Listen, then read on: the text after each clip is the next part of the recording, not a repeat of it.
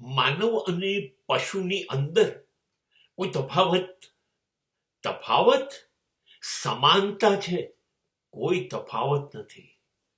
બે એક જ સરખા છે. ખાલી એની પાસે 4 પગ છે ને તમારી પાસે 2 પગ છે. બાકી તમે એ જ છો. તમે એ જ ગંદકી ઉકરડાઓમાં જે લોકો ફરે છે, જાનવરો એ જ રીતે એ જન્મ લે છે, તમે જન્મ લો છો. એ ખાવા માટે દોડે છે, તમે ખાવા માટે દોડો છો.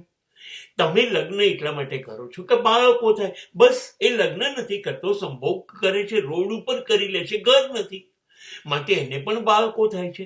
એ બાળકોને રખડતા મૂકી દીધે છે, આપણે પણ મૂકી દીધા છે. એની કોઈ જવાબદારી નથી ઉઠાવતું, આપણી પણ જવાબદારી કોઈ નથી ઉઠાવતું. એ પણ થાકીને દોડીને હાંફી જઈને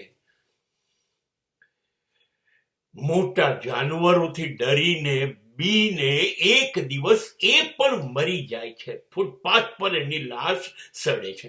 આપણી દશા એ જ છે. આપણે દોડ્યા જ કરીએ છીએ. અહીંથી સફળ થવું, અહીંથી સફળ થવું, અહીંથી સુખી થવું, અહીંથી સુખી થવું થવાતું નથી. આ દોડવામાં એક દિવસ આપણે હાંફી જઈએ છીએ, થાકી જઈએ છીએ અને પછી રોડ ઉપર મરવાના બદલે ઘરમાં મરીએ છીએ.